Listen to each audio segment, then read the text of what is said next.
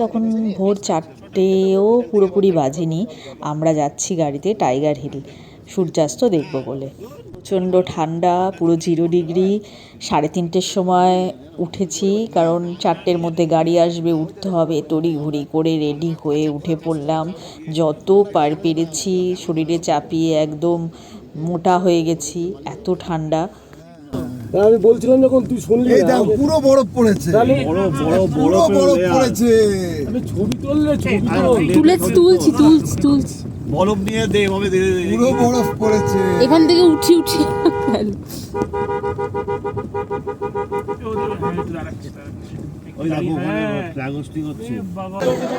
চারিদিক এখনো অন্ধকার, শুধু ফোনের আলোগুলো জোনাকির মতো চতুর্দিকে ভেসে বেড়াচ্ছে। আমরা গিয়ে দেখি ভালো ভিড় হয়ে গেছে, তার মানে সবাই আরও কত আগে এসে দাঁড়িয়ে পড়েছে এই সূর্যাস্ত দেখবে বলে।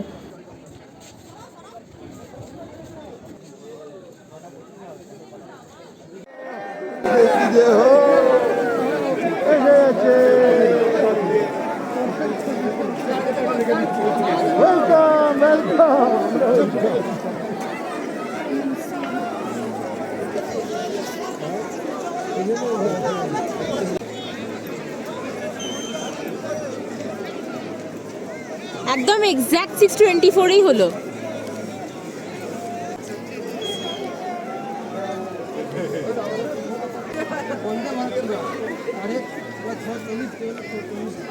মেঘে কোনো কোনো সময় ঢেকে যাচ্ছে, আবার কোনো কোনো সময় মেঘ থেকে বেরিয়ে আসছে। কি অপূর্ব সেই দৃশ্য, মানে প্রথমবার আমি এই কাছ থেকে দেখলাম। আমি দার্জিলিং এর আগে যাইনি, অন্যান্য জায়গায় গেছি, গ্যাংটক, পেলিং, কিন্তু এই দিকটা দার্জিলিং ফার্স্ট টাইম এলাম। আর এই টাইগার হিলে এসে সবাই বলে অনেকবার এসেও সূর্যাস্ত দেখতে পায় না, আর আমি অনেক ভাগ্যবান যে ফার্স্ট টাইম এসে প্রথমবারই আমি সূর্যাস্ত দেখতে পেরেছি।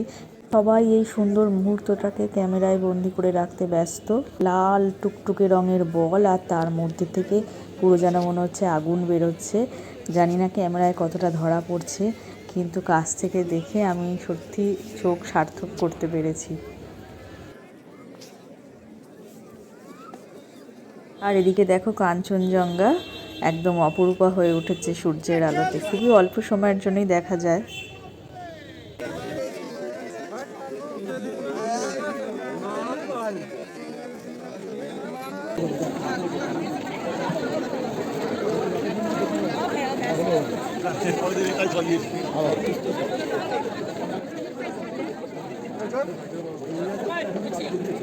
সূর্যোদয় হয়ে গেছে, এবার হোটেলে ফেরার পালা। তো চলো, টাটা, বাই বাই। আর হ্যাঁ, তোমাদের কেমন লাগলো অবশ্যই কমেন্টে জানিও কিন্তু।